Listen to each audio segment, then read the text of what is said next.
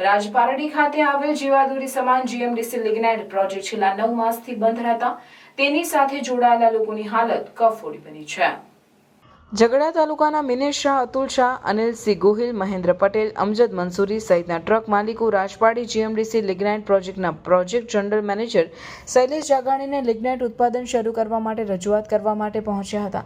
Rajpardi GMDC કચેરી ખાતે પહોંચેલા ટ્રક માલિકોને કચેરી ખાતે જણાવવામાં આવ્યું હતું કે અત્યારે લિગ્નાઇટ ઉત્પાદન થાય એમ નથી અને વહેલી તકે રાજપારડી ખાતેથી લિગ્નાઇટ ઉત્પાદન ચાલુ કરવા માટે આગળ રજૂઆત કરીશું તેમ જણાવ્યું। ત્યારે રાજપારડી લિગ્નાઇટ પ્રોજેક્ટના આવા જવાબથી ટ્રક માલિકોમાં પણ નિરાશા જન્મી હતી। જેમ બને તેમ ઝડપી નાઇટ ઉત્પાદન થાય તે માટે ટ્રક માલિકોનું એક મંડળ જીએમડીસી અમદાવાદ તથા રાજ્યના મુખ્યમંત્રીને મળવા પહોંચવાના હોવાના અહેવાલ મળ્યા છે।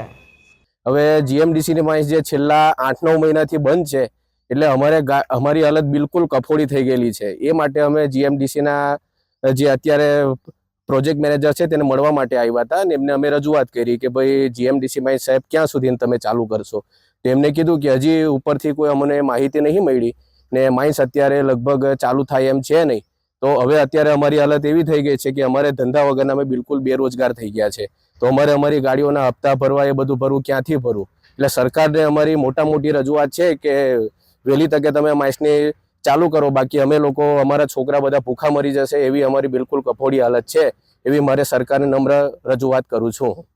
અમારી માઇન્સ ઘણા ટાઈમથી બંધ છે, 9 મહિનાથી આસપાસ। તેનીથી અમારો ધંધો ને બધું બેરોજગાર બધું બંધ પડેલું છે। અમારી સાથે ઘણા ટ્રાન્સપોર્ટર, ઘણા ભાઈઓ બધા થઈને લગભગ 4-5 હજાર માણસો બેરોજગાર થઈ ગયા છે। તો એ બાબતે અમે લોકો રાજપારડી જીએમડીસીમાં જગાણી સાહેબ સાથે એક નાની મિટિંગ કરવા માટે આવ્યા હતા। તો મિટિંગ થયા પછી એમને એવું કીધું છે કે થોડો ઉપરથી કોઈ જાતનું એ નથી, માઇન્સ હમણાં જસ્ટ ચાલુ થાય એમ નથી। એ બાબતની એમને અમને જાણ કરેલી છે। તો આની પર જે લોકો નિર્ભર છે, મધ્યમ વર્ગ, ગરીબ લોકો, ખાસા બધા ગાડીના માલિકો છે, ડ્રાઈવર છે, ઓનરો છે, એ બધા બેરોજગાર થઈ ગયા છે।